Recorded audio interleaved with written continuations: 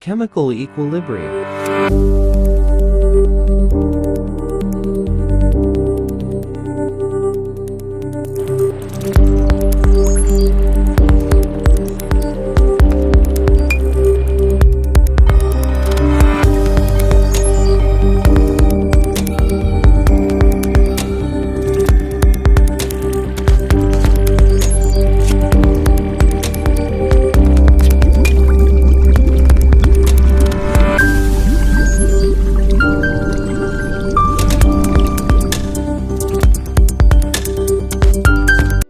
Welcome back to GenChem 2 Laboratory.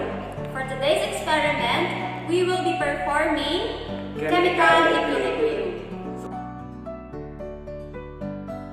Barium chloride.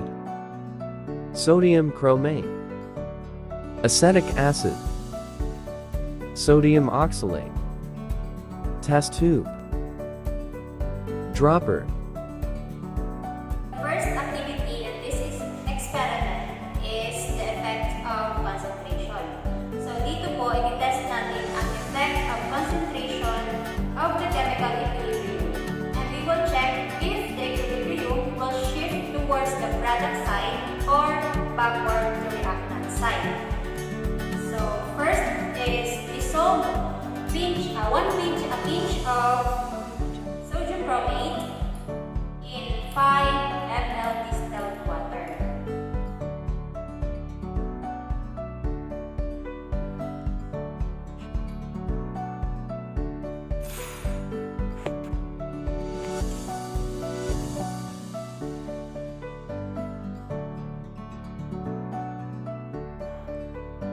So, ito po yung color ng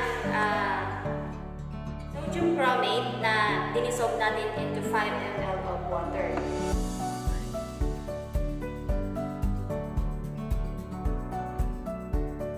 So, please observe po ng color.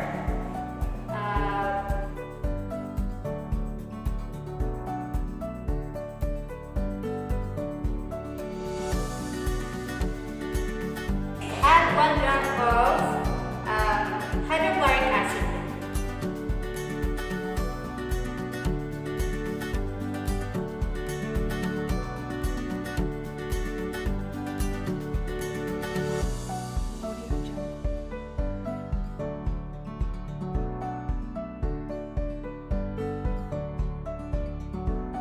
Observe kung anong nangyari ngayon after adding a drop of hydrochloric acid.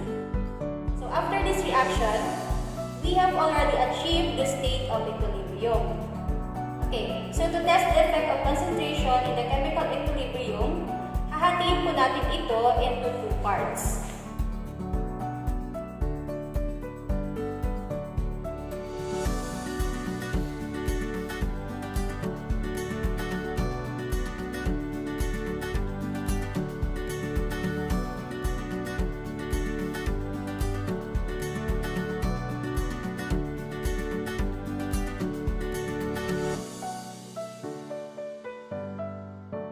Okay, so in the first portion, we will add 12.5 ml of water. And to the other part, we will add 5 drops of ammonium hydroxide. So tignan natin kung ano po ang mangyayari. So we will put 12.5 ml of water.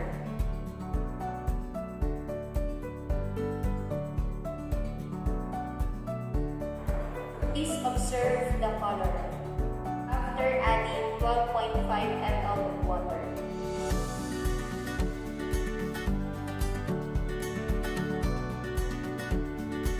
So in the next portion, we will add 5 drops of ammonium hydroxide.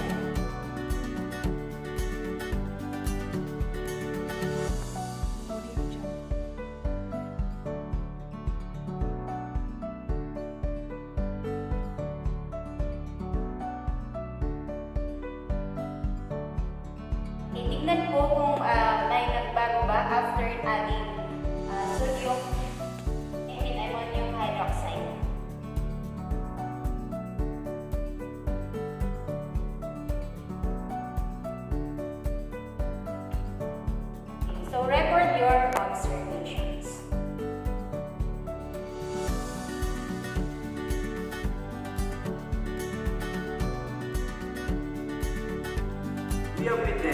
effect of the concentration in the chemical equilibrium on how it shifts in the direction of the reaction by observing color change in the reaction.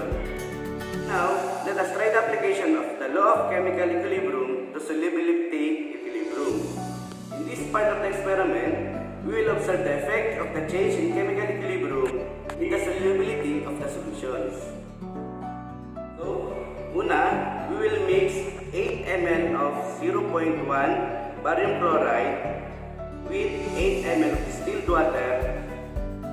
With this solution, we will divide it into two parts, two equal parts.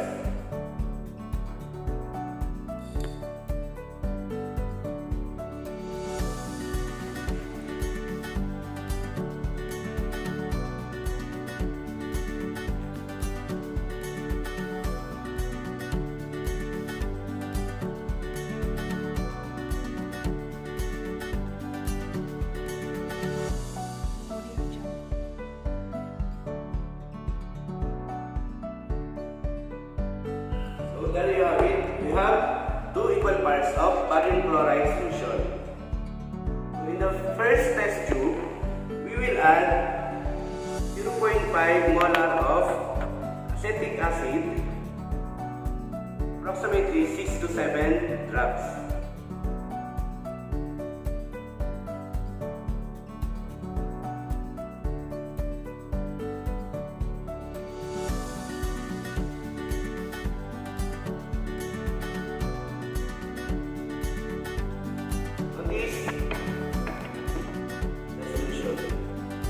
Observation.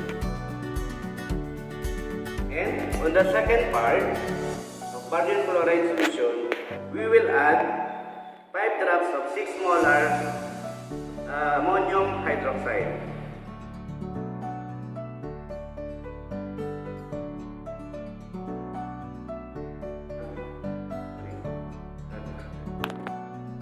The second test tube of barium chloride solution, we will add 0.6 ml or 12 to 14 drops of 0.5 molar sodium oxalate.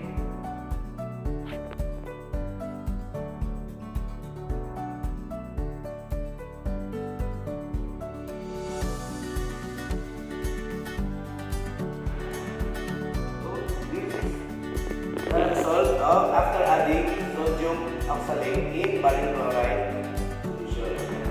So compare the two solutions and write your observations.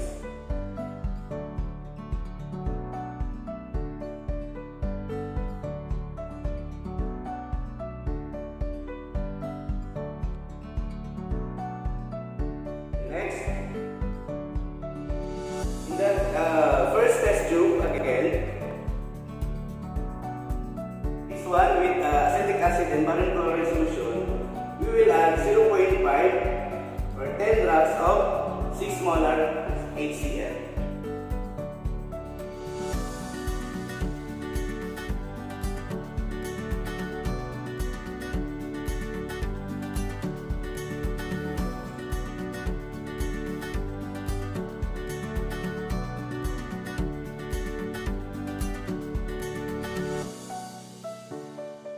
So we will refer this test tube as test tube 3 or solution 3.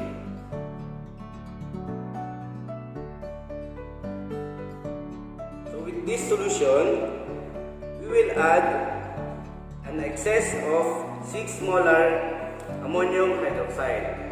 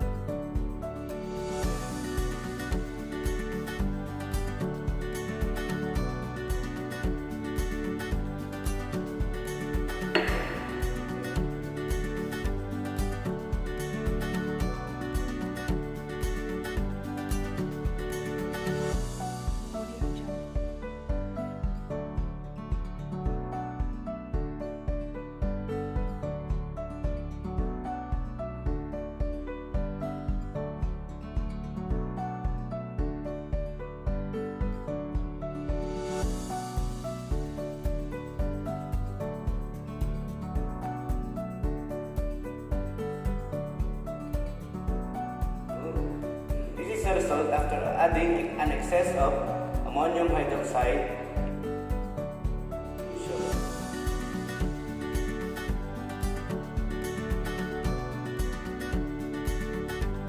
Notice in the upper part of the solution what is being formed.